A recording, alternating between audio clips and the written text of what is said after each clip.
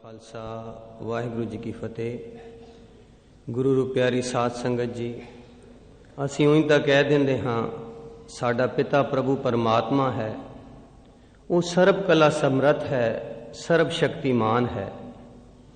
पर जदों कोई औकड़ आंदी है, कोई मुसीबत आ जाती है, तां असीं कहंदे हां जी फलाणे नूं लभो, ओहदी उत्थे जान पछाण है, वो साडा काम कराएगा। या फिर रिश्वतखोरी का हथियार वरते हाँ, 5-6 हज़ार दे के जान छुड़ाओ।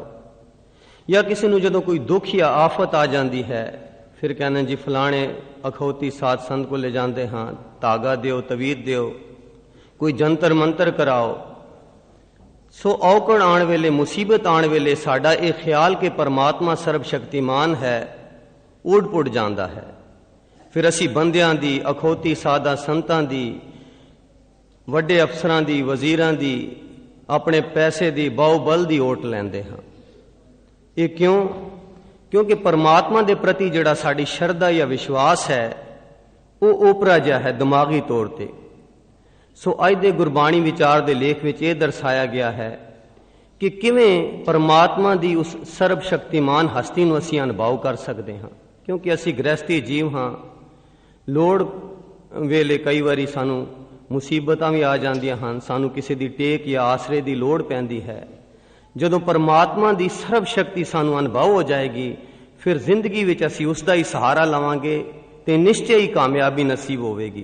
ते दूसरी गल, किसी होर दे अधीन सुरत नहीं होएगी, किसी का एहसान नहीं लेना पवेगा। सो आत्मक शक्ति अज दा गुरबाणी विचार दा लेख आओ प्यार नाल सरवण करिए। गुरबाणी अनुसार परमात्मा एक है, एक ओंकार साहिब मेरा एको है भाई एको है। साहिब मेरा एक है अवर नहीं पाई, एक है रे हर एक है जान। परमात्मा दा कोई सानी नहीं, उसके मुकाबले दा कोई नहीं। तुद जेवड़ अवर न पा लिया, तू दीप लो पया लिया। तुद जेवड़ मैं होर ना कोई, तुद आपे सिरजी आपे गोई। तू दयाल कृपाल प्रभ सोई, तुद बिन दूजा अवर न कोई। तू जेवड़ मैं होर को दिस ना आवई, तू है सुगण मेरे मन पाना। मैं चारे कुंडा पा लिया, तू जेवड़ ना साइया। सो परमात्मा करता पुरख है, इसलिए सारे आत्मक गुण अकाल पुरख दी हस्ती या होंद विच उपजे हन। सब गुण तेरे मैं ना ही कोय। गुणदाता हर राय है, हम अवगुण यारे। गुण का दाता सच्चा सोई, गुण दाता वरतै सब अंतर, सिर लिखदा शाह है। जिस तरह सूरज विचों अनेकां गुण उपजदे हन अते इन्हां विचों शक्ति भी एक गुण है, इसे तरह करता पुरख दे अनेकां गुणां विचों आत्मक शक्ति ही खंडां ब्रह्मंडां अथवा सारी कायनात विच प्रवेश अते प्रवृत्त है। अकाल पुरख करता पुरख होने करके स्वय प्रकाश है, बाकी सब कुछ उसकी किरत है। इसे लिए उसका सानी और कोई नहीं है अते खुद सारी कायनात दा करता है ते सबना गलां समर्थ है। कायनात विच प्रवृत्त हो रही सारियां शक्तां दा सोमा अकाल पुरख ही है। हाँ जी, जितनी भी शक्तियां हन संसार विच, इसका मूल केंद्र परमात्मा आप है। दूजे लफ्जां विच अकाल पुरख ही दृष्टमान या अदृष्ट सारियां शक्तियां दा मुढ़ला सोमा है। इसलिए इलाही शक्ति तो इलावा होर कोई शक्ति है ही नहीं। अकाल पुरख दी मौज या कवाव द्वारा ये इलाही शक्ति कायनात दे जरे जरे विच सर्ब रवरई भरपूर है, ओत पोत लपटाई है, सर्व व्यापक है। इस इलाही शक्ति दी प्रवृत्ति या प्रगटावे नूं ही हुक्म, रजा, पाणा, अमर किया गया है। इलाही हुक्म द्वारा ही सारी कायनात रची गई है। हाँ जी, यानी इलाही शक्ति दा ही प्रगटावा है हुक्म, इसलिए सारी सृष्टि इलाही शक्ति राही रची गई है। इसे तो उपजदी है, पलदी है, वधदी है, प्रफुल्लत होंदी है, कायम रहंदी है, चलदी है। इसे शक्ति नाल फिर लय होंदी है ते फिर रची जाती है। इस इलाही शक्ति दी रवानगी या हुक्म सहज सुभाए, आप मुहारे, गुप्तो गुप्ती, चुप चुपीते दोहां मंडलां विच वरत रहा है। हाँ जी, इलाही शक्ति दा प्रगटावा ये हुक्म मायकी मंडल विच भी प्रवृत्त है ते आत्मक मंडल विच भी। ਜਿਸ ਤੋਂ ਅਸੀਂ ਬੇਖਬਰ, ਅਣਜਾਣ, ਬੇਪਰਵਾਹ, ਗਿਆਨੀ, ਅਵੇਸਲੇ, ਬੇਮੁਖ ਤੇ ਮਚਲੇ ਬਣੇ ਹੋਏ ਹਾਂ। ਇਹ ਸੂਖਮ, ਗੁਪਤ, ਅਦ੍ਰਿਸ਼ਟ ਇਲਾਹੀ ਸ਼ਕਤੀ ਦਿਨ ਰਾਤ ਪਲ ਪਲ ਸਦੀਵੀ ਇਲਾਹੀ ਹੁਕਮ ਵਿੱਚ ਵਰਤਦੀ ਹੋਈ ਅਨੇਕਾਂ ਅਲੌਕਿਕ ਅਸਚਰਜ ਕੌਤਕ ਵਰਤਾ ਰਹੀ ਹੈ। ਇਸ ਗੱਲ ਨੂੰ ਸਪਸ਼ਟ ਕਰਨ ਲਈ ਹੇਠਾਂ ਕੁਝ ਉਦਾਹਰਣ ਦਿੱਤੇ ਜਾਂਦੇ ਹਨ। ਕਿਸ ਤਰ੍ਹਾਂ ਇਹ ਸ਼ਕਤੀ ਕੰਮ ਕਰਦੀ ਹੈ ਪਲ ਪਲ। ਬਿਜਲੀ ਦੀ ਸ਼ਕਤੀ ਦਾ ਸੋਮਾ ਬਿਜਲੀ ਘਰ ਹੈ ਅਤੇ ਇਸ ਬਿਜਲੀ ਦੀ ਵਰਤੋਂ ਅਨੇਕਾਂ ਤਰੀਕਿਆਂ ਨਾਲ ਕੀਤੀ ਜਾਂਦੀ ਹੈ, ਜਿਵੇਂ ਕਿ bulb, cooker, press, heater, cooler, tape recorder, telephone, radio, television, fridge, ਮਸ਼ੀਨਾਂ ਆਦਿ। ਜੇਕਰ ਬਲਬ ਸਮਝੇ ਕਿ ਰੋਸ਼ਨੀ ਉਸ ਦਾ ਆਪਣਾ ਪ੍ਰਕਾਸ਼ ਹੈ ਤਾਂ ਇਹ ਉਸ ਦਾ ਵੱਡਾ ਭਰਮ ਭੁਲੇਖਾ ਹੈ। ਇਹ ਰੋਸ਼ਨੀ ਤਾਂ ਬਿਜਲੀ ਘਰ ਵਿੱਚੋਂ ਆਉਂਦੀ ਹੈ ਅਤੇ ਬਲਬ ਤਾਂ ਉਸ ਬਿਜਲੀ ਦੀ ਸ਼ਕਤੀ ਦੇ ਪ੍ਰਗਟਾਵੇ ਲਈ ਇੱਕ ਸਾਧਨ ਜਾਂ ਜ਼ਰੀਆ ਹੈ। ਹਾਂਜੀ, ਬੱਚਾ ਇੱਕ ਬਿੰਦ ਤੋਂ ਬਣਦਾ ਹੈ। 9 ਮਹੀਨੇ ਮਾਂ ਦੇ ਪੇਟ ਵਿੱਚ ਕੁਆਥੜੇ ਥਾਂ ਜਠਰ ਅਗਨੀ ਵਿੱਚ ਆਤਮਕ ਸ਼ਕਤੀ ਦੁਆਰਾ ਪਲਦਾ ਹੈ। ਜਦ ਇਹ ਬੱਚਾ ਜਗ ਵਿੱਚ ਪੈਦਾ ਹੁੰਦਾ ਹੈ ਤਾਂ ਇਸ ਦੀ ਸੰਭਾਲ ਲਈ ਮਾਂ ਦੇ ਹਿਰਦੇ ਵਿੱਚ ਮਾਂ ਪਿਆਰ ਅਥਵਾ ਮਮਤਾ ਉਪਜ ਪੈਂਦੀ ਹੈ ਅਤੇ ਮਾਂ ਦੀ ਛਾਤੀ ਵਿੱਚ ਦੁੱਧ ਆ ਜਾਂਦਾ ਹੈ, ਜਿਸ ਨਾਲ ਬੱਚੇ ਦੀ ਪਰਵਰਿਸ਼ ਹੁੰਦੀ ਹੈ। ਤੇ ਜਦ ਬੱਚਾ ਕੁਝ ਵੱਡਾ ਹੁੰਦਾ ਹੈ ਤਾਂ ਇਸ ਦੇ ਮੂੰਹ ਵਿੱਚ ਦੰਦ ਉਗਾਉਂਦੇ ਹਨ ਤਾਂ ਕਿ ਉਹ ਖੁਰਾਕ ਖਾ ਸਕੇ। ਜਿੰਨਾ ਚਿਰ ਬੱਚਾ ਆਪਣੇ ਜੋਗਾ ਨਹੀਂ ਹੁੰਦਾ, ਉਸ ਦੀ ਸੰਭਾਲ ਅਤੇ ਪਰਵਰਿਸ਼ ਮਾਂ ਪਿਆਰ ਦੇ ਜ਼ਰੀਏ ਹੁੰਦੀ ਰਹਿੰਦੀ ਹੈ। ਜਿਨ ਤੂੰ ਸਾਜ ਸਵਾਰ ਸਿਗਾਰਿਆ, ਗਰਭ ਅਗਨ ਮੈਂ ਜਿਨੈ ਉਬਾਰਿਆ, ਬਾਰ ਵਿਵਸਥਾ ਤੁਝੈ ਪਿਆਰੇ ਦੂਧ, ਭਰ ਜੋ ਬਨ ਭੋਜਨ ਸੁਖ ਸੂਦ। ਬੱਚੇ ਦੇ ਨਿੰਮਣ ਤੋਂ ਲੈ ਕੇ ਬੱਚੇ ਦੇ ਪਾਲਣ ਪੋਸ਼ਣ ਅਤੇ ਦੇਖ ਸੰਭਾਲ ਦੀ ਸਾਰੀ ਕਿਰਿਆ ਅਕਾਲ ਪੁਰਖ ਦੀ ਆਤਮਿਕ ਸ਼ਕਤੀ ਦੁਆਰਾ ਹੀ ਹੁੰਦੀ ਹੈ, ਜਿਸ ਵਿੱਚ ਇਲਾਹੀ ਹੁਕਮ ਅਨੁਸਾਰ ਮਾਂ ਨੂੰ ਹਥਿਆਰ ਜਾਂ ਸਾਧਨ ਵਜੋਂ ਵਰਤਿਆ ਜਾਂਦਾ ਹੈ। ਇਸ ਸਾਰੀ ਕਿਰਿਆ ਵਿੱਚ ਮਾਂ ਦੀ ਆਪਣੀ ਕੋਈ ਸ਼ਕਤੀ ਜਾਂ ਸਿਆਣਪ ਕੰਮ ਨਹੀਂ ਕਰਦੀ। ਹਾਂਜੀ, ਪੇਟ ਵਿੱਚ 9 ਮਹੀਨੇ ਜਠਰ ਅਗਨੀ ਵਿੱਚ ਲਿਆ, ਕਿਹੜੀ ਮਾਂ ਦੀ ਸਿਆਣਪ ਨੇ ਉਸ ਨੂੰ ਬਚਾਇਆ? ਆਤਮਿਕ ਸ਼ਕਤੀ ਨੇ ਬਚਾਇਆ। ਫਿਰ ਮਾਂ ਦੇ ਹਿਰਦੇ ਵਿੱਚੋਂ ਮਮਤਾ ਉਪਜ ਪਈ। ਜਨਮ ਤੋਂ ਵੇਲੇ, ਜਨਮ ਤੋਂ ਪਹਿਲਾਂ ਉਸ ਨੂੰ ਪਤਾ ਹੀ ਨਹੀਂ ਮਮਤਾ ਹੁੰਦੀ ਕੀ ਹੈ। ਬੱਚੇ ਨੇ ਜਨਮ ਲਿਆ, ਨਾ ਹੀ ਮਮਤਾ ਉਪਜ ਪਈ। ਫਿਰ ਜਦੋਂ ਬੱਚਾ ਮਾਂ ਦੀ ਛਾਤੀ ਵਿੱਚ ਦੁੱਧ ਆ ਗਿਆ ਬੱਚੇ ਲਈ, ਫਿਰ ਜਦੋਂ ਬੱਚਾ ਵੱਡਾ ਹੋ ਗਿਆ ਉਸ ਦੇ ਮੂੰਹ ਵਿੱਚ ਦੰਦ ਆ ਗਏ। ਸੋ ਦੰਦ ਉਗਾਉਣ ਵਿੱਚ, ਇਹ ਦੁੱਧ ਲਿਆਉਣ ਵਿੱਚ ਇਸ ਮਾਂ ਦੀ ਕਿਹੜੀ ਸਿਆਣਪ ਨੇ ਕੰਮ ਕੀਤਾ? ਇਹ ਸਭ ਕੁਝ ਪਰਮਾਤਮਾ ਦੀ ਆਤਮਿਕ ਸ਼ਕਤੀ ਦੁਆਰਾ ਹੋ ਰਿਹਾ ਹੈ। ਸਿਰਫ ਮਾਂ ਨੂੰ ਹਥਿਆਰ ਵਜੋਂ ਵਰਤਿਆ ਗਿਆ। ਬੱਚੇ ਦੇ ਪੈਦਾ ਹੋਣ ਤੋਂ ਮਗਰੋਂ ਵੀ ਅਕਾਲ ਪੁਰਖ ਦੇ ਹੁਕਮ ਅਨੁਸਾਰ ਇਲਾਹੀ ਸ਼ਕਤੀ ਹੀ ਮਾਂ ਪਿਆਰ ਦੀ ਸ਼ਕਲ ਵਿੱਚ ਬੱਚੇ ਦਾ ਪਾਲਣ ਪੋਸ਼ਣ ਕਰਦੀ ਹੈ।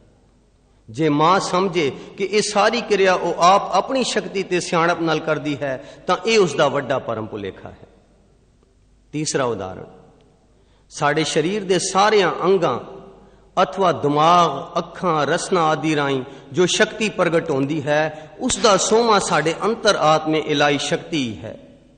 ਤੂੰ ਆਪੇ ਰਸਨਾ, ਆਪੇ ਬਸਨਾ, ਅਵਰ ਨ ਦੂਜਾ ਕਹੂੰ ਮਾਈ।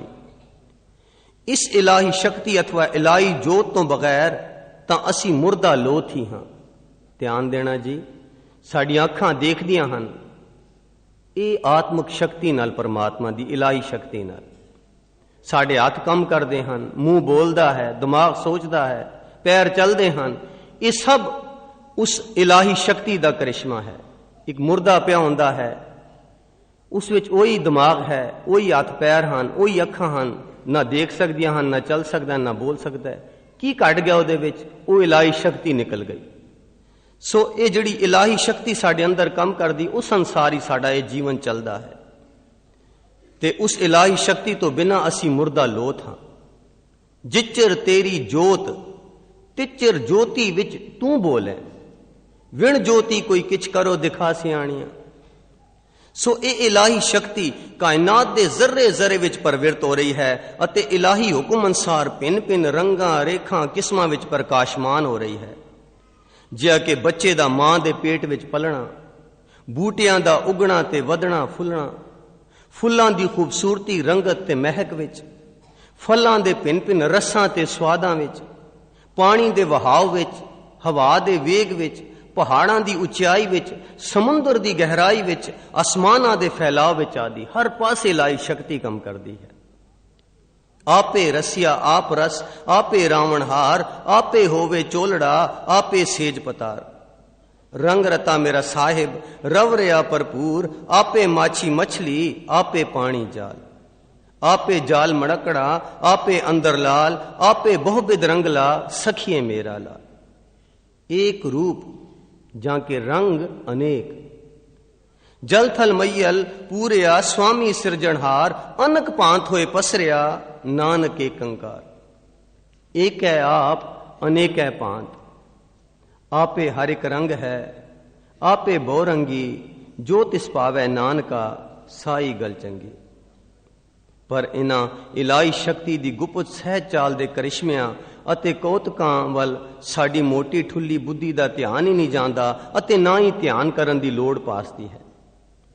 ਜਦ ਇਸੇ ਇਲਾਹੀ ਸ਼ਕਤੀ ਦੀ ਸਹਿ ਚਾਲ ਵਿੱਚ ਅਸੀਂ ਹੋਵੇਂ ਵੇੜੇ ਮਨ ਦੀ ਮਰਜ਼ੀ ਰਲਾ ਦਿੰਦੇ ਹਾਂ ਤਾਂ ਅਸੀਂ ਇਲਾਹੀ ਹੁਕਮ ਵਿੱਚ ਵਿਘਨ ਪਾ ਦਿੰਦੇ ਹਾਂ। ਸਾਡੇ ਕਰਮਾਂ ਦੇ ਪਿੱਛੇ ਸ਼ਕਤੀ ਤਾਂ ਇਲਾਹੀ ਰਵਾਨਗੀ ਦੀ ਹੁੰਦੀ ਹੈ, ਪਰ ਅਸੀਂ ਅਗਿਆਨਤਾ ਵਿੱਚ ਇਸ ਸ਼ਕਤੀ ਨੂੰ ਮੈਂ ਮੇਰੀ ਦੀ ਰੰਗਤ ਚਾੜ ਦਿੰਦੇ ਹਾਂ, ਜਿਸ ਕਾਰਨ ਅਸੀਂ ਕਰਮਬੱਧ ਹੋ ਕੇ ਜੋ ਮੈਂ ਕੀਆ ਸੋ ਮੈਂ ਪਾਇਆ ਅਨਸਾਰ ਨਤੀਜੇ ਭੋਗਦੇ ਹਾਂ। ਹਾਂਜੀ, ਦਿਮਾਗ ਨੇ ਕੋਈ ਚੰਗਾ ਸੋਚ ਲਿਆ ਤਾਂ ਪਿੱਛੇ ਤਾਂ ਸ਼ਕਤੀ ਇਲਾਹੀ ਕੰਮ ਕਰਦੀ ਹੈ। ਪਿੱਛੇ ਅਸੀਂ ਪੜ੍ਹਿਆ ਜੇ ਸ਼ਕਤੀ ਨਾ ਹੋਵੇ ਤਾਂ ਉਹ ਦਿਮਾਗ ਤਾਂ ਮੁਰਦਾ ਹੈ, ਕਿੱਥੇ ਸੋਚ ਸਕਦਾ ਹੈ। ਇਸੇ ਤਰ੍ਹਾਂ ਜੇ ਹੱਥਾਂ ਨੇ ਕੋਈ ਚੰਗਾ ਕੰਮ ਕਰ ਲਿਆ, पैर किसी चंगे पासे चले गए, ये सब इलाही शक्ति का करिश्मा है। पर असी मैं मेरी दी रंगत चाड़ देंगे, जी मैं किया, मैं सोचा, मैं बोलिया। जदों मैं मेरी दी रंगत चाड़ देंगे हाँ, फिर एक कर्मबद्ध कानून च असी आ जाते, उस दे अधीन फिर सानू नतीजे भोगने पैंदे हैं। सो जद होमे दी रंगत विच कोई अलौकिक अचंबा हो भी जावे तां उसनू असी अपनी प्राप्ति समझ के फुले नहीं समांदे, हालांकि साड़ियां सारियां प्राप्तियां दे पिछोकड़ विच इलाही शक्ति ही काम करदी हुंदी है। इन्हां विचारां तो यह स्पष्ट होंदा है कि इस गुज्जी इलाही शक्ति नू भुला के अथवा बेमुख होके अपनी हौं तारी मानसिक शक्ति नू ही कारण समझना यह जीव दा परम भुलेखा है, अज्ञानता है, कूड़ है, अहंकार है, पखंड है, टीठताई है। हम किया हम करेंगे, हम मूर्ख गावार, करने वाला विसरिया दूजे पाए प्यार।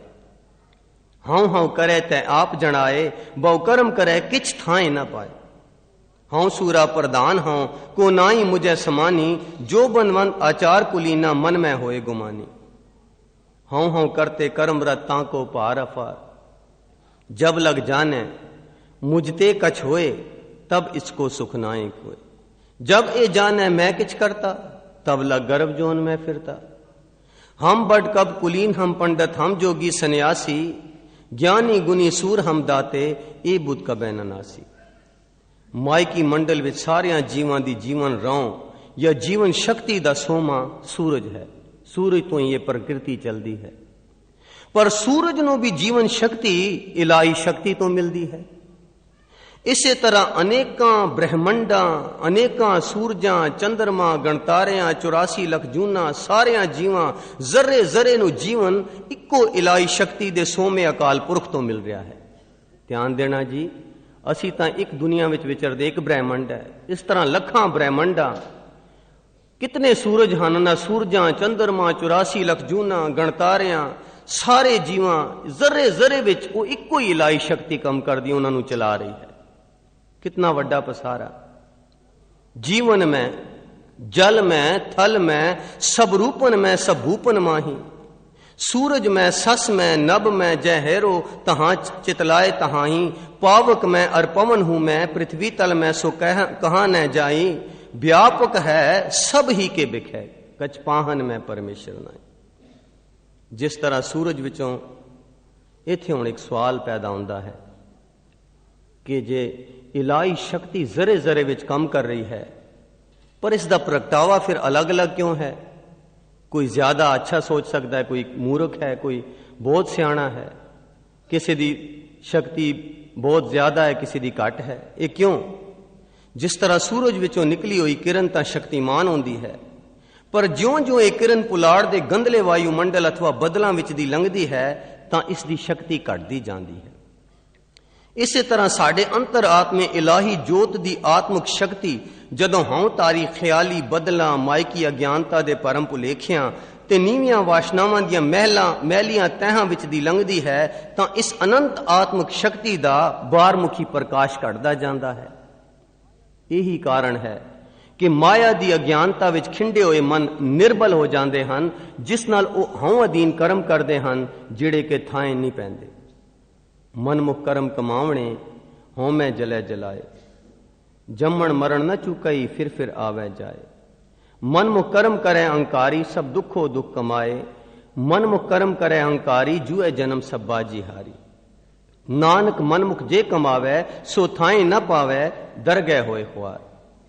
ਦੂਜੇ ਪਾਸੇ ਨਿਰਮਲ ਮਨ ਵਾਲੇ ਗੁਰਮੁਖ ਜਨਾਂ ਦੀ ਚਿਤਵਨੀ ਬਚਨ ਤੇ ਨਿਗਾਹ ਵਿੱਚ ਅਨੰਤ ਆਤਮਿਕ ਸ਼ਕਤੀ ਕੰਮ ਕਰਦੀ ਹੈ। ਧਿਆਨ ਦੇਣਾ ਜੀ, ਜੋ ਮਹਾਂਪੁਰਖਾਂ ਦੇ ਅੰਦਰ ਜੋਤ ਹੈ ਉਹੀਓ ਜੋਤ ਸਾਡੇ ਅੰਦਰ ਹੈ। ਫਰਕ ਕੀ ਹੈ ਕਿ ਅਸੀਂ ਮਾਇਆ ਦੀ ਅਗਿਆਨਤਾ ਵਿੱਚ ਵਿਚਰਦੇ ਹਾਂ, ਵਾਸ਼ਨਾਵਾਂ ਵਾਲਾ ਜੀਵਨ ਭੋਗਦੇ ਹਾਂ, ਹਉਮੈ ਵੇੜਿਆ ਜੀਵਨ ਭੋਗਦੇ ਹਾਂ। ਸੋ ਇਸ ਜੋਤ ਦਾ ਬਾਹਰਮੁਖੀ ਪ੍ਰਕਾਸ਼ ਇਹਨਾਂ ਵਾਸ਼ਨਾਵਾਂ ਦੀਆਂ ਤਹਿਾਂ ਵਿੱਚੋਂ ਲੰਘਦਾ ਜਦ ਬਾਹਰ ਪ੍ਰਗਟਦਾ ਹੈ ਤਾਂ ਫਿਰ ਇਸ ਦਾ ਬਾਹਰਮੁਖੀ ਪ੍ਰਕਾਸ਼ ਘਟ ਜਾਂਦਾ ਹੈ। ਇਸੇ ਕਰਕੇ ਸਾਡੇ ਮਨ ਨਿਰਬਲ ਹੁੰਦੇ ਹਨ, ਖਿੰਡੇ ਹੋਏ ਹੁੰਦੇ ਹਨ, ਜਿਤਨੇ ਕਰਮ ਕਰਦੇ ਹਾਂ ਥਾਂ ਹੀ ਨਹੀਂ ਪੈਂਦੇ। ਪਰ ਮਹਾਂਪੁਰਖਾਂ ਦੇ ਜਿਹੜਾ ਮਨ ਹੁੰਦਾ ਹੈ ਬਿਲਕੁਲ ਨਿਰਮਲ ਹੁੰਦਾ ਹੈ, ਵਾਸ਼ਨਾਵਾਂ ਤੋਂ ਉੱਪਰ ਉੱਠਿਆ ਹੁੰਦਾ ਹੈ, ਮਾਇਕੀ ਅਗਿਆਨਤਾ ਦਾ ਭਰਮ ਉਹਨਾਂ ਦੇ ਅੰਦਰ ਹੁੰਦਾ ਨਹੀਂ, ਅਨੁਭਵੀ ਪ੍ਰਕਾਸ਼ ਵਿੱਚ ਵਿਚਰਦੇ ਹਨ। ਇਸ ਲਈ ਉਹ ਜੋਤ ਦਾ ਪ੍ਰਕਾਸ਼ ਜਿਹੜਾ ਅੰਦਰ ਹੈ ਉਹੀ ਉਹ ਪ੍ਰਕਾਸ਼ ਪੂਰਨ ਤੌਰ ਤੇ ਆਪਣੇ ਪੂਰੇ ਜਲਵੇ ਵਿੱਚ ਬਾਹਰ ਪ੍ਰਗਟ ਹੁੰਦਾ ਹੈ। ਇਸ ਕਰਕੇ ਉਹਨਾਂ ਦੇ ਅੰਦਰ ਅਨੰਤ ਆਤਮਿਕ ਸ਼ਕਤੀ ਪੂਰੇ ਜੋਬਨ ਵਿੱਚ ਕੰਮ ਕਰਦੀ ਹੈ। ਨਾਨਕ ਵਿਚਾਰੈ ਸੰਤ ਮੁਨ ਜਨਾ ਚਾਰ ਵੇਦ ਕਹੰਦੇ, ਭਗਤ ਮੁਖੈ ਤੇ ਬੋਲਦੇ ਸੇ ਵਚਨ ਹੋਵੰਦੇ। ਕੋਟ ਕੋਟ ਅਗ ਕਾਟਨ ਹਾਰਾ, ਦੁਖ ਦੂਰ ਕਰਨ ਜੀ ਕੇ ਦਾਤਾਰਾ। ਸੂਰ ਬੀਰ ਬਚਨ ਕੇ ਬਲੀ, ਕੌਲਾ ਬਪਰੀ ਸੰਤੀ ਛਲੀ। ਨਿਸਬਾਸਰ ਨਖੇਤਰ ਬਿਨਾਸੀ, ਰਵ ਸਸਿਅਰ ਬੇਨਾਦਾ। ਗਿਰ ਬਸਦਾ ਜਲ ਪਵਨ ਜਾਏਗੋ, ਇੱਕ ਸਾਧ ਬਚਨ ਅਟਲਾਦਾ। ਅੰਡ ਬਿਨਾਸੀ ਜੇਰ ਬਿਨਾਸੀ, ਉਤਪੁਜ ਸੇਤ ਬਿਨਾਦਾ। ਚਾਰ ਬਿਨਾਸੀ ਖਟੈ ਬਿਨਾਸੀ, ਇੱਕ ਸਾਧ ਬਚਨ ਨਿਹਚਲਾਦਾ। ਰਾਜ ਬਿਨਾਸੀ ਤਾਮ ਬਿਨਾਸੀ, ਸਾਤਕ ਵੀ ਬੇਨਾਦਾ। ਦ੍ਰਿਸ਼ਟਮਾਨ ਹੈ ਸਗਲ ਬਿਨਾਸੀ, ਇੱਕ ਸਾਧ ਬਚਨ ਆਗਾਦਾ। ਧਿਆਨ ਦੇਣਾ ਜੀ, ਪਿੱਛੇ ਅਸੀਂ ਪੜ੍ਹਿਆ ਕਿ ਇਸ ਇਲਾਹੀ ਸ਼ਕਤੀ ਦੁਆਰਾ ਇਹ ਸ੍ਰਿਸ਼ਟੀ ਪ੍ਰਗਟ ਹੁੰਦੀ ਹੈ, ਚਲਦੀ ਹੈ ਤੇ ਲੈ ਆਉਂਦੀ ਹੈ।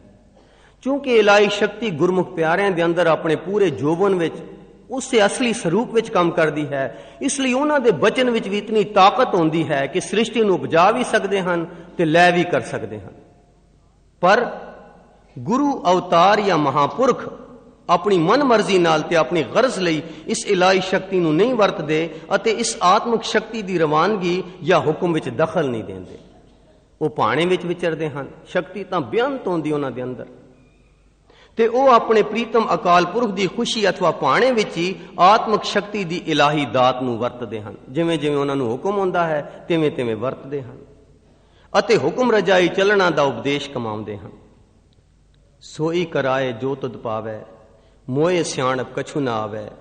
ਮੇਰਾ ਮਾਤ ਪਿਤਾ ਹਰ ਰਾਇਆ, ਕਰ ਕਿਰਪਾ ਪ੍ਰਤਪਾਲਣ ਲਾਗਾ, ਕਰੀ ਤੇਰਾ ਕਰਾਇਆ।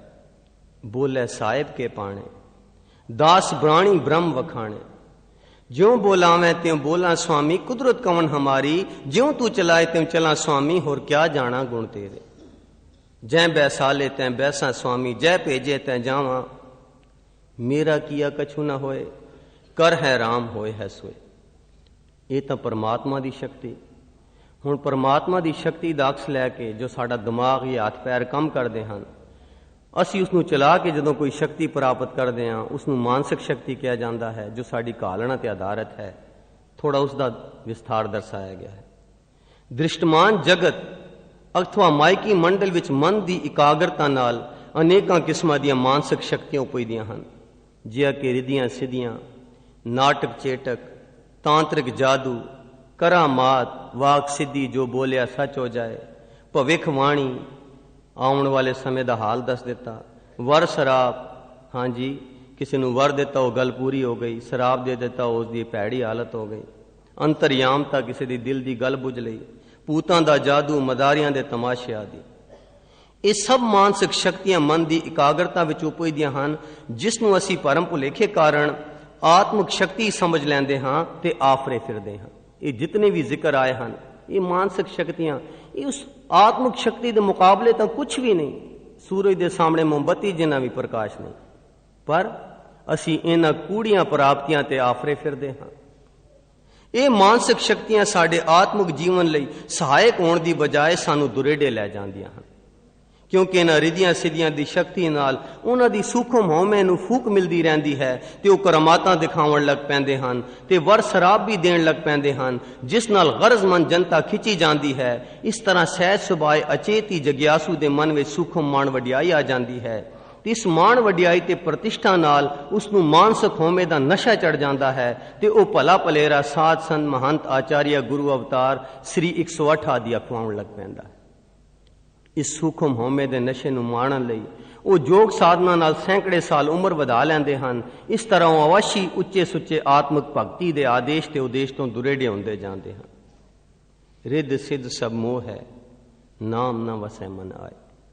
कबीर सिख साखा बोते किए केसो कियो नमीत, चाले थे हर मिलन को बीचे अटक्यो चीत। रिद सिद्ध नित पाखंड बहु तंत्र मंत्र नाटक अगलेरे, सन्यासी दसनाव तर जोगी बारह पंथ चलाया। रिद सिद्ध नित रसायणा तंत मन चेटिक वरताया।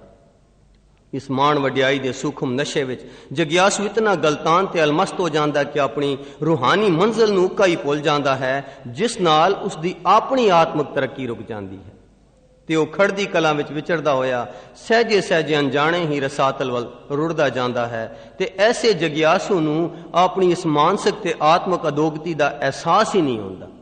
ਹਾਂਜੀ, ਕਿਸੇ ਨੂੰ ਇਹ ਸ਼ਕਤੀ ਪ੍ਰਾਪਤ ਹੋ ਜਾਏ ਤੇ ਉਸੇ ਜਦੋਂ ਸੰਤੁਸ਼ਟ ਹੋ ਜਾਂਦਾ ਹੈ ਜਾਂ ਆਫਰਿਆ ਫਿਰਦਾ ਹੈ, ਫਿਰ ਉਹ ਤਾਂ ਵੱਲ ਨਹੀਂ ਚੜਦਾ, ਖੜਦੀਆਂ ਕਲਾਂ ਵਿੱਚ ਵਿਚਰਦਾ ਫਿਰ ਰਸਾਤਲ ਵੱਲ ਚਲਾ ਜਾਂਦਾ ਹੈ, ਪਰ ਉਸ ਨੂੰ ਆਪ ਨੂੰ ਮਹਿਸੂਸ ਨਹੀਂ ਹੁੰਦਾ।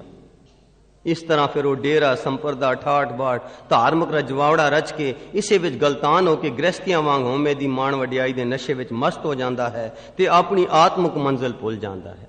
ਮਗਰ ਚੇਲੇ ਫਿਰਦੇ ਹਨ ਤੇ ਉਸੇ ਵਿੱਚ ਖੁਸ਼ ਹੁੰਦਾ ਹੈ, ਆਪਣੀ ਰੂਹਾਨੀ ਮੰਜ਼ਿਲ ਭੁੱਲ ਗਿਆ, ਉਹੀ ਗ੍ਰਸਤੀਆਂ ਵਾਂਗ ਲੰਪਟ ਜੀਵਨ ਹੋ ਜਾਂਦਾ ਹੈ।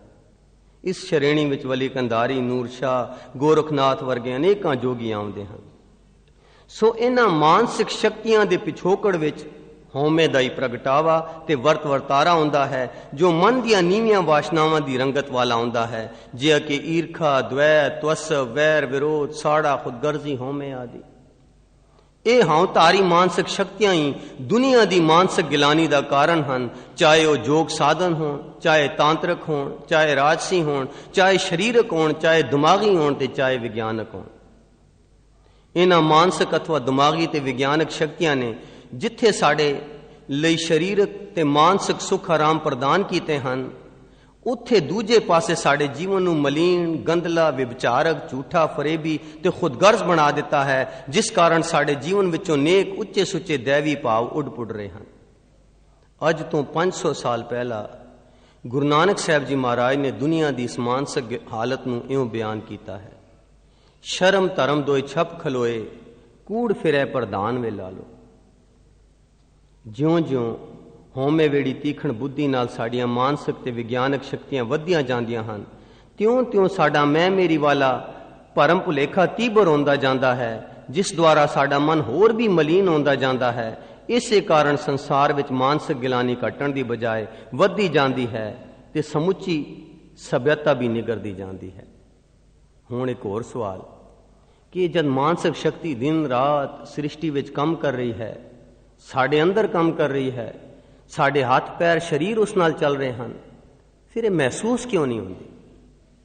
ਜਦ ਅਸਮਾਨ ਵਿੱਚ ਬੱਦਲ ਬਣ ਜਾਂਦੇ ਹਨ ਤਾਂ ਅਸੀਂ ਸੂਰਜ ਦੀ ਰੋਸ਼ਨੀ ਤੇ ਸ਼ਕਤੀ ਤੋਂ ਵਾਂਝੇ ਹੋ ਜਾਂਦੇ ਹਾਂ। ਇਸੇ ਤਰ੍ਹਾਂ ਜਦ ਸਾਡੇ ਮਨ ਉੱਤੇ ਹਉਤਾਰੀ ਅਗਿਆਨਤਾ ਦੇ ਬੱਦਲ ਆ ਜਾਂਦੇ ਹਨ ਤਾਂ ਅਸੀਂ ਆਤਮਿਕ ਰੋਸ਼ਨੀ ਅਥਵਾ ਆਤਮਿਕ ਗਿਆਨ ਤੇ ਆਤਮਿਕ ਸ਼ਕਤੀ ਤੋਂ ਵਾਂਝੇ ਹੋ ਜਾਂਦੇ ਹਾਂ। ਆਸਮਾਨੀ ਬੱਦਲ ਤਾਂ ਥੋੜੇ ਸਮੇਂ ਲਈ ਆਉਂਦੇ ਹਨ ਤੇ ਫਿਰ ਧੁੱਪ ਨਿਕਲ ਜਾਂਦੀ ਹੈ, ਪਰ ਸਾਡੇ ਮਨ ਉੱਤੇ ਹਉਮੈ ਦੀ ਅਗਿਆਨਤਾ ਅਥਵਾ ਦੂਜੇ ਭਾਵ ਦੇ ਭਰਮ ਭੁਲਾਵੇ ਦੇ ਕਾਲੇ ਬੋਲੇ ਬੱਦਲ ਸਾਡੇ ਮਨ ਉੱਤੇ ਅਨੇਕਾਂ ਜਨਮਾਂ ਤੋਂ ਛਾਏ ਹੋਏ ਹਨ, ਜਿਸ ਕਰਕੇ ਅਸੀਂ ਅਕਾਲ ਪੁਰਖ ਦੀ ਹੋਂਦ ਤੇ ਉਸ ਦੀ ਆਤਮਿਕ ਸ਼ਕਤੀ ਤੋਂ ਅਣਜਾਣ, ਅਵੇਸਲੇ, ਬੇਮੁਖ ਤੇ ਨਾਸਤਕ ਹੋ ਰਹੇ ਹਾਂ ਅਤੇ ਹਉਤਾਰੀ ਬਦਲਾਂ ਦੇ ਭਰਮ ਭੁਲਾਵੇ ਵਿੱਚ ਨੀਵੀਆਂ ਵਾਸ਼ਨਾਵਾਂ ਵਾਲਾ ਗਿਲਾਨੀ ਵਾਲਾ ਜੀਵਨ ਬਤੀਤ ਕਰ ਰਹੇ ਹਾਂ। ਪਲਚ ਪਲਚ ਸਗਲੀ ਮੂਈ ਝੂਠੈ ਤੰਦੇ ਮੂੰਹ ਐਨਿਸ ਔਦ ਕਟੈ ਨਹੀਂ ਜਾਣੈ ਭਇਓ ਲੋਭ ਸੰਗ ਹਉਰਾ ਮਿਥਿਆ ਸੰਗ ਸੰਗ ਲਪਟਾਏ ਮੋਹ ਮਾਇਆ ਕਰ ਬਾਂਦੇ ਜੈ ਜਾਨੋ ਸੋ ਚੀਤ ਨਾ ਆਵੈ ਅਹੰਗ ਬੁੱਧ ਪਏ ਆਂਦੇ। ਸਾਡੀ ਇਸ ਮਾਨਸਿਕ ਅਵਸਥਾ ਦਾ ਮੁੱਢਲਾ ਕਾਰਨ ਸਾਡੇ ਹਉਤਾਰੀ ਖਿਆਲ, ਗਲਤ ਨਿਸ਼ਚੇ, ਆਤਮਿਕ ਅਗਿਆਨਤਾ, ਮਾਨਸਿਕ ਪਰਮ ਭੁਲੇਖੇ, ਮਨਮੁਖਤਾ, ਸ਼ਰਧਾਹੀਣਤਾ ਤੇ ਮੁੱਖ ਕਾਰਨ ਭੁੱਲ ਹੀ ਹੈ। ਸੋ ਅਕਾਲ ਪੁਰਖ ਅਥਵਾ ਉਸ ਦੀ ਇਲਾਹੀ ਸ਼ਕਤੀ ਬਾਬਤ ਸਾਡੇ ਖਿਆਲ, ਨਿਸ਼ਚੇ, ਸ਼ਰਧਾ ਭਾਵਨੀ, ਗਿਆਨ ਆਦਿ ਸੁਣੇ ਸੁਣਾਏ, ਸਮਝੇ ਸਮਝਾਏ, ਪੜ੍ਹੇ ਪੜ੍ਹਾਏ, ਓਪਰੇ ਜੇ ਫੋਕੇ ਹੁੰਦੇ ਹਨ ਜੋ ਸਾਡੇ ਦਿਮਾਗੀ ਦਾਇਰੇ ਤਾਈਂ ਸੀਮਤ ਹੁੰਦੇ ਹਨ ਤੇ ਔਕੜ ਆਉਣ ਵੇਲੇ ਤੇ ਛੇਤੀ ਉੱਡ ਪੁੱਡ ਕੇ ਛਾਈ ਮਾਈ ਹੋ ਜਾਂਦੇ ਹਨ। ਹਾਂਜੀ, ਕਹਿ ਤਾਂ ਦਿੰਦੇ ਹਾਂ ਸਰਬ ਕਲਾ ਸਮਰੱਥ ਹੈ, ਔਕੜ ਆ ਗਿਆ ਇਹ ਖਿਆਲ ਉੱਡ ਜਾਂਦਾ ਹੈ। ਫਿਰ ਆਪਣਾ ਬਾਹੂਬਲ, ਆਪਣੀ ਸ਼ਕਤੀ, ਆਪਣੇ ਜਾਣ ਪਛਾਣ ਦੇ ਦਾਇਰੇ ਨੂੰ ਅੱਗੇ ਲਿਆ ਕੇ ਆਪਣੀਆਂ ਮੁਸੀਬਤਾਂ ਦੂਰ ਕਰਦੇ ਹਾਂ। ਸਾਡੀ ਇਹ ਮਾਨਸਿਕ ਅਗਿਆਨਤਾ ਅਥਵਾ ਭੁੱਲ ਸਾਡੇ ਮਨ ਵਿੱਚ ਜਨਮਾਂ ਜਨਮਾਂਤਰਾਂ ਤੋਂ ਅਭਿਆਸ ਦੁਆਰਾ ਤਸ ਵਸ ਰਸ ਕੇ ਸਮਾ ਚੁੱਕੀ ਹੈ ਤੇ ਸਾਡੇ ਹਰ ਇੱਕ ਖਿਆਲ, ਚਿਤਵਨੀ, ਕਲਪਨਾ, ਵਲਵਲੇ, ਭਾਵਨਾ, ਨਿਸ਼ਚੇ, ਸ਼ਰਧਾ, ਫੈਸਲੇ, ਕਰਮ ਵਿੱਚ ਸਹਿਜ ਸੁਭਾਏ ਮੈਂ ਮੇਰੀ ਦੁਆਰਾ ਪ੍ਰਵਿਰਤ ਤੇ ਪ੍ਰਗਟ ਹੋ ਰਹੀ ਹੈ। ਧਿਆਨ ਦੇਣਾ ਜੀ, ਜਿਸ ਅਗਿਆਨਤਾ ਦੇ ਭਰਮ ਨੇ ਸਾਨੂੰ ਇਸ ਆਤਮਿਕ ਸ਼ਕਤੀ ਤੋਂ ਵਾਂਝਿਆ ਰੱਖਿਆ ਹੈ ਉਹ ਮੈਂ ਮੇਰੀ ਦੁਆਰਾ ਪ੍ਰਗਟ ਹੋ ਰਹੀ ਹੈ। ਪ੍ਰਵਿਰਤ ਵੀ ਮੈਂ ਮੇਰੀ ਦੁਆਰਾ ਹੁੰਦੀ ਹੈ ਜਿਉਂ ਜਿਉਂ ਆਪਣੀ ਜ਼ਿੰਦਗੀ ਵਿੱਚ ਅਸੀਂ ਮੈਂ ਤੇ ਮੇਰੀ ਦਾ ਅਭਿਆਸ ਕਰਦੇ ਹਾਂ। ਜੇਕਰ ਅਸੀਂ ਅਕਾਲ ਪੁਰਖ ਦੀ ਹਜ਼ੂਰੀ ਤੇ ਉਸ ਦੀ ਆਤਮਿਕ ਸ਼ਕਤੀ ਦਾ ਲਾਹਾ ਲੈਣਾ ਚਾਹੁੰਦੇ ਹਾਂ ਤਾਂ ਸਾਨੂੰ ਭੁੱਲ ਵਿੱਚੋਂ ਨਿਕਲ ਕੇ ਯਾਦ ਅਥਵਾ ਸਿਮਰਨ ਜਾਂ ਸ਼ਬਦ ਸੁਰਤ ਦੀ ਕਮਾਈ ਕਰਨੀ ਪਵੇਗੀ। ਦੂਜੇ ਲਫ਼ਜ਼ਾਂ ਵਿੱਚ ਮੈਂ ਮੇਰੀ ਦੇ ਭਰਮ ਭੁਲੇਖੇ ਵਿੱਚੋਂ ਨਿਕਲ ਕੇ ਤੂੰ ਤੇਰੀ ਦਾ ਅਭਿਆਸ ਕਰਨਾ ਪਵੇਗਾ। ਧਿਆਨ ਦੇਣਾ ਜੀ, ਜੇ ਅਸੀਂ ਆਤਮਿਕ ਸ਼ਕਤੀ ਦਾ ਲਾਹਾ ਲੈਣਾ ਚਾਹੁੰਦੇ ਹਾਂ, ਸਾਨੂੰ ਅਨੁਭਵ ਹੋਵੇ ਤੇ ਅਸੀਂ ਉਸ ਦਾ ਲਾਹਾ ਲੈ ਸਕੀਏ ਤਾਂ ਇੱਕੋ ਤਰੀਕਾ ਹੈ ਸ਼ਬਦ ਸੁਰਤ ਦੀ ਕਮਾਈ, ਸਿਮਰਨ, ਜਿਸ ਦਾ ਵਿਸਥਾਰ ਪਿਛਲੇ ਦਿਨਾਂ 'ਚ ਪੜ੍ਹਿਆ ਗਿਆ ਸੀ। ਪਰ ਦੂਜੀ ਗੱਲ ਨਿਸ਼ਾਨੇ ਨੂੰ ਮੁੱਖ ਰੱਖ ਕੇ, ਜਿਵੇਂ ਕੱਲ ਪੜ੍ਹਿਆ ਸੀ ਕਿ ਮੈਂ ਮੇਰੀ ਦੇ ਭਰਮ ਭੁਲੇਖੇ ਵਿੱਚੋਂ ਨਿਕਲ ਕੇ ਤੂੰ ਤੇਰੀ ਦਾ ਅਭਿਆਸ ਕਰਨਾ ਪਵੇਗਾ। ਸਿਮਰਨ ਕਰਨਾ ਹੈ ਸ਼ਬਦ ਸੁਰ ਦੀ ਕਮਾਈ ਸਹੀ ਤਰੀਕੇ ਨਾਲ, ਪਰ ਉਹ ਵੀ ਨਿਸ਼ਾਨਾ ਇਹ ਕਿ ਮੈਂ ਮੇਰੇ ਨੂੰ ਦੂਰ ਕਰਨਾ ਹੈ। ਕਿਉਂਕਿ ਜੇ ਸਿਮਰਨ ਕਰਾਂਗੇ ਨਿਸ਼ਾਨਾ ਮੁੱਖ ਨਹੀਂ ਹੋਵੇਗਾ, ਫਿਰ ਜਦੋਂ ਕੰਮਾਂ ਕਾਰਾਂ ਤੇ ਜਾਵਾਂਗੇ ਉਹੀ ਧੀ ਪੁੱਤਰ, ਉਹੀ ਖਾਣਾ ਪੀਣਾ, ਉਹੀ ਸਾਡੀ ਕਾਰਾਂ ਕੋਠੀਆਂ, ਉਹ ਅਭਿਆਸ ਵਧਾਵਾਂਗੇ, ਉਹੀ ਰਿਸ਼ਤੇਦਾਰੀਆਂ, ਉਹੀ ਮੋਹ ਵਿੱਚ ਫਸ ਜਾਵਾਂਗੇ। ਜੇ ਨਿਸ਼ਾਨਾ ਸਾਡੇ ਸਾਹਮਣੇ ਹੋਵੇਗਾ, ਨਾਲ ਨਾਲ ਸਿਮਰਨ ਕਰਾਂਗੇ ਤੇ ਜਿਵੇਂ ਕੱਲ ਪੜ੍ਹਿਆ ਸੀ, ਜਿਹੜੇ ਜਿਹੜੇ ਵਿਘਨ ਆਉਂਦੇ ਹਨ ਮੈਂ ਮੇਰੀ ਨੂੰ ਪ੍ਰਫੁੱਲਤ ਕਰਨ ਦੇ ਕਾਰਨ ਆਉਂਦੇ ਹਨ, ਉਹਨਾਂ ਤੋਂ ਅਸੀਂ ਪਰਹੇਜ਼ ਕਰਾਂਗੇ।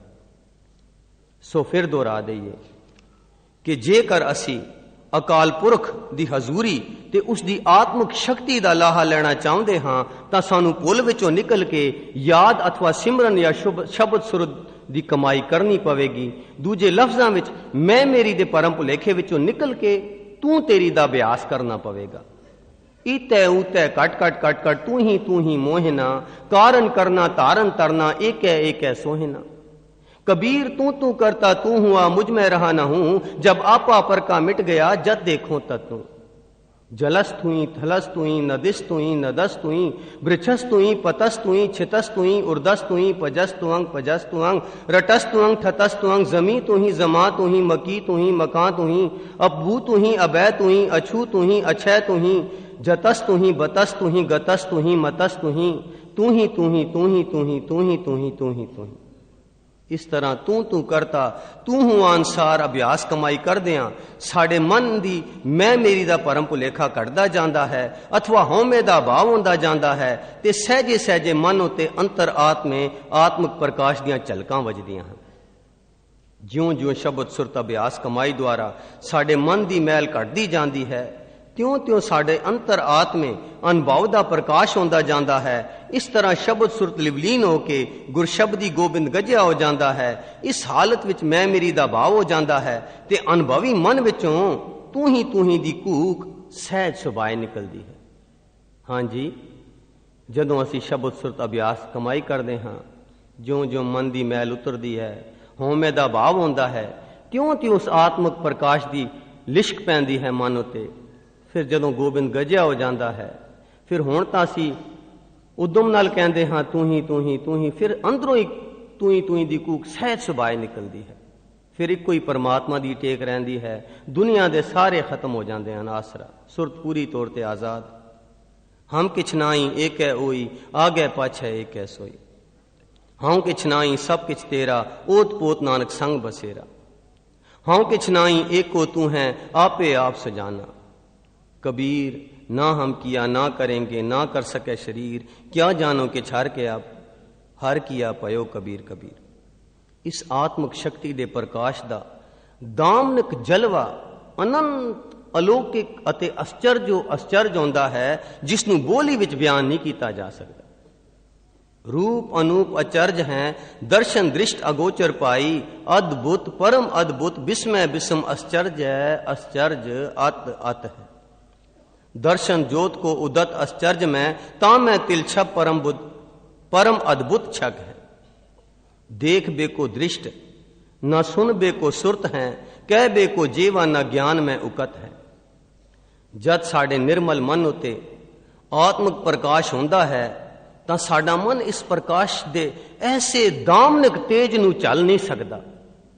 मन दी ऐसी हालत नूं इउं बयान कीता गया है, दर्शन देखत ही सुध की न सुध रही, बुध की न बुध रही, मत में न मत है। सो सतगुरु दी अपार बख्शिश ते नदर करम द्वारा ही ये आत्मक अरूढ़ अवस्था प्रदान होंदी है ਅਤੇ ਸਾਧ ਸੰਗਤ ਦੇ ਉੱਚੇ ਸੁੱਚੇ ਮਾਹੌਲ ਵਿੱਚ ਜਰੀ ਜਾ ਸਕਦੀ ਹੈ। ਧਿਆਨ ਦੇਣਾ ਜੀ, ਪਿੱਛੇ ਵੀ ਅਸੀਂ ਪੜ੍ਹਿਆ ਸੀ ਕਿ ਜਦੋਂ ਅਸੀਂ ਸ਼ਬਦ ਦੀ ਕਮਾਈ ਕਰਦੇ ਹਾਂ ਤਾਂ ਗੁਰੂ ਦੇ ਬਖਸ਼ਿਸ਼ ਦੇ ਪਾਤਰ ਬਣਦੇ ਹਾਂ। ਇਹ ਅਵਸਥਾ ਤਾਂ ਸਤਿਗੁਰ ਦੀ ਕਿਰਪਾ ਦੁਆਰਾ ਪ੍ਰਾਪਤ ਹੁੰਦੀ ਹੈ, ਪਰ ਇਸ ਲਈ ਉਦਮ ਇਹ ਹੈ ਕਿ ਜਦੋਂ ਅਸੀਂ ਸ਼ਬਦ ਦੀ ਕਮਾਈ ਕਰਦੇ ਹਾਂ, ਉਸ ਤੇ ਰੀਝ ਕੇ ਸਤਿਗੁਰੂ ਸਾਨੂੰ ਬਖਸ਼ਿਸ਼ ਕਰਦਾ ਹੈ। ਤੇ ਜਦੋਂ ਇਹ ਜਿਹੜੀ ਅਜਰ ਵਸਤੂ ਹੈ ਸਾਧ ਸੰਗਤ ਦੇ ਮਾਹੌਲ ਵਿੱਚ ਜਰੀ ਜਾ ਸਕਦੀ ਹੈ। ਧਿਆਨ ਦੇਣਾ ਜੀ, ਆਮ ਰਿਧੀਆਂ ਸਿੱਧੀਆਂ ਜੇ ਸਾਡੇ ਕੋਲ ਨਹੀਂ ਜਰੀਆ ਜਾਂਦੀ, ਇਹ ਤਾਂ ਉਸ ਤੋਂ ਲੱਖਾਂ ਗੁਣਾ ਜ਼ਿਆਦਾ ਦਾਮਨਕ ਸ਼ਕਤੀ ਹੈ। ਸੋ ਪਿੱਛੇ ਅਸੀਂ ਪੜ੍ਹਿਆ, ਜੇ ਸ਼ਬਦ ਦੀ ਕਮਾਈ ਕਰਨੀ ਹੈ, ਸ਼ੁਰੂਆਤ ਵੀ ਸਾਧ ਸੰਗਤ ਤੋਂ, ਫਿਰ ਪੜ੍ਹਿਆ ਕਿ ਬਾਅਦ ਵਿੱਚ ਜਦੋਂ ਅੰਤਰਮੁਖੀ ਜੀਵਨ ਮਿਲਦਾ ਹੈ ਉਹ ਵੀ ਸਾਧ ਸੰਗਤ ਵਿੱਚ, ਫਿਰ ਤੀਸਰੀ ਗੱਲ ਇਹ ਵੀ ਪੜ੍ਹੀ ਜਦੋਂ ਬਖਸ਼ਿਸ਼ ਹੁੰਦੀ ਉਹ ਵੀ ਸਾਧ ਸੰਗਤ, ਤੇ ਹੁਣ ਜਦੋਂ ਗੋਬਿੰਦ ਗਜ ਪਏ ਅੰਦਰ ਆਤਮਿਕ ਸ਼ਕਤੀ ਦਾ ਝਲਕਾ ਵੱਜ ਗਿਆ, ਇਸ ਨੂੰ ਜਰਨਾ ਵੀ ਸਾਧ ਸੰਗਤ। ਭਾਵ ਕਿੱਥੇ ਵੀ ਸਾਨੂੰ ਛੋਟ ਨਹੀਂ, ਸ਼ੁਰੂਆਤ ਤੋਂ ਲੈ ਕੇ ਨਾਲ ਨਾਲ ਚਲਦੀ ਹੈ। ਫਿਰ ਦੁਹਰਾ ਦਈਏ ਕਿ ਸਤਿਗੁਰੂ ਦੀ ਅਪਾਰ ਬਖਸ਼ਿਸ਼ ਤੇ ਨਦਰ ਕਰਮ ਦੁਆਰਾ ਹੀ ਇਹ ਆਤਮਿਕ ਅਰੂੜ ਅਵਸਥਾ ਪ੍ਰਦਾਨ ਹੁੰਦੀ ਹੈ ਤੇ ਸਾਧ ਸੰਗਤ ਦੇ ਉੱਚੇ ਸੁੱਚੇ ਮਾਹੌਲ ਵਿੱਚ ਹੀ ਜਰੀ ਜਾ ਸਕਦੀ ਹੈ। ਨਾਮ ਰੂਪ ਪਇਓ ਸਾਧ ਸੰਗ, ਭਵਨਿਦ ਪਾਰ ਪਰਾ, अपियो पियो गत थियो, परमा कहो नानक अजर जरा। गुरमुख सुख फल साध संग, शब्द सुरत लिव अलख लखाया, पिरम प्याला अजर जराया। गुरबाणी विचार लेख नंबर 34, आत्मक शक्ति। इस तरह की आत्मक लिखतां गुरमुख प्यारियां ने 132 लिखियां हैं। स्टाल तो आप जी प्राप्त कर सकते हो। सारियां